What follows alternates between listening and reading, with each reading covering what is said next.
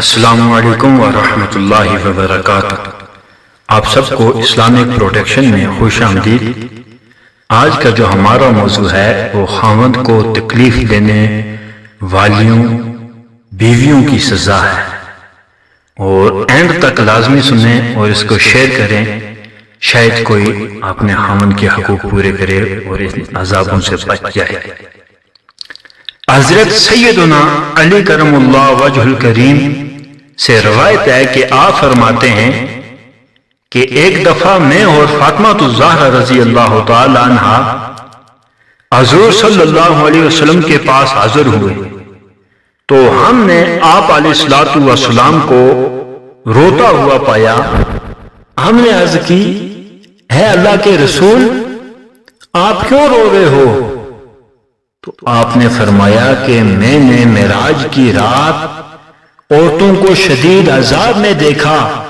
تو اب مجھے ان کا وہ برا انجام یاد آ رہا ہے، اس لیے میں رو رہا ہوں۔ تو میں نے عرض کی، یا رسول اللہ صلی اللہ علیہ وسلم، آپ مجھے یہ بتائیں کہ آپ نے کیا چیز دیکھی تھی؟ تو آپ علیہ الصلوۃ والسلام نے فرمایا، میں نے ایک عورت کو جہنم میں دیکھا کہ وہ اس کے بالوں سے اس کو لٹکایا ہوا ہے، اور اس کا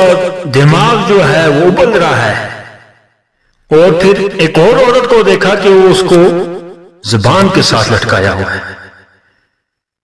اور اس کا ایک ہاتھ اس کی پشت سے باہر نکلا گیا ہے،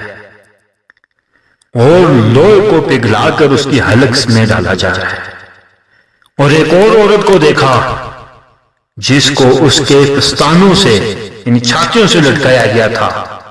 اور جہنم کے درخت کا ابلتا ہوا پانی اس کے حلق میں ڈالا جا رہا ہے۔ پھر ایک اور عورت کو دیکھا جس کے ہاتھ اور پاؤں اس کی پیشانی کے ساتھ باندھے ہوئے تھے، اور وہ ان کی کونٹیوں کے ساتھ لٹک رہی تھی، اور اس پر سانپ اور بچھو مسلط تھے۔ ایک اور عورت کو دیکھا جو اپنا جسم کاٹ کر کھا رہی تھی، اور اس کے نیچے آگ جلائی گئی تھی، وہ آگ کے اوپر بیٹھی ہوئی تھی۔ پھر ایک اور عورت کو دیکھا جس کا جسم آگ کی کینچیوں کے ساتھ کاٹا جا رہا تھا، اور وہ چیخ رہی تھی۔ اس طرح اور بہت سی عورتوں کو مختلف عذابوں میں سزاؤں میں جکڑے ہوئے دیکھا۔ تو حضرت فاطمہ الزہرا رضی اللہ تعالی عنہا گھبرا کر اٹھ کھڑی ہوئی، عرض کی، ہے میرے ابا جان، میں آپ پر قربان ہو جاؤں، مجھے یہ بتائیں کہ ان عورتوں کے اعمال کیا تھے جن کو اتنا سخت عذاب ہو رہا تھا؟ تو آپ علیہ الصلوۃ والسلام نے فرمایا، فاطمہ جو اپنے بالوں کے ساتھ لٹکی ہوئی تھی وہ اپنے راز لوگوں کو بتاتی تھی، گھر کے راز لوگوں کو بتاتی تھی، اور ننگے سر باہر پھرتی تھی، اور جو زبان سے لٹکی ہوئی تھی وہ اپنے خاوند کو برا بھلا کہتی تھی، خاوند کے آگے زبان درازی کرتی تھی، وہ اس کو عذاب ہو رہا تھا۔ اور آپ نے مزید فرمایا کہ وہ عورت جو اپنے خاوند کو اپنی زبان کے ساتھ تکلیف دیتی ہے، قیامت کے دن اس کی زبان 70 گز لمبی ہوگی، اسے اس کی گردن کے پیچھے باندھ دیا جائے گا۔ جو عورت اپنے پستانوں کے ساتھ لٹکائی گئی تھی وہ اپنے خاوند کی اجازت کے بغیر دوسروں کے اولادوں کو دودھ پلاتی تھی، یا دوسروں کو غیر محرم مردوں کو وہ دکھاتی تھی۔ اور وہ عورت جس کو اس کے پاؤں کے ساتھ الٹا لٹکایا گیا تھا وہ خاوند کی اجازت کے بغیر گھر سے باہر نکل جاتی تھی۔ حیض و نفاس سے فراغت کے بعد غسل نہیں کرتی تھی،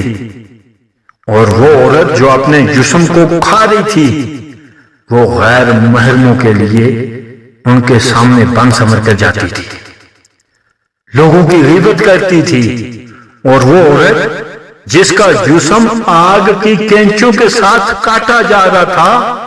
وہ اپنے آپ کو بن سنور کر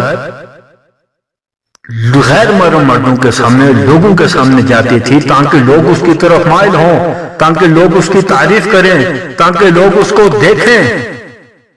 وہ غیر محرم مردوں کے لیے بن سنور کر جاتی تھی، نہ کہ اپنے شوہر کے لیے۔ اس کے جسم کو آگ کی کینچی سے کاٹا جا رہا تھا، اور وہ عورت جس کے ہاتھ پاؤں اس کی پیشانی کے ساتھ باندھے ہوئے تھے اور اس پر سانپ اور بچھو مسلط کر دیے گئے تھے، وہ نماز پڑھ سکتی تھی، روزے رکھ سکتی تھی، لیکن نہ وہ نماز پڑھتی تھی، نہ روزے رکھتی تھی، اور نہ وضو کرتی تھی، اور نہ غسل جنابت کرتی تھی۔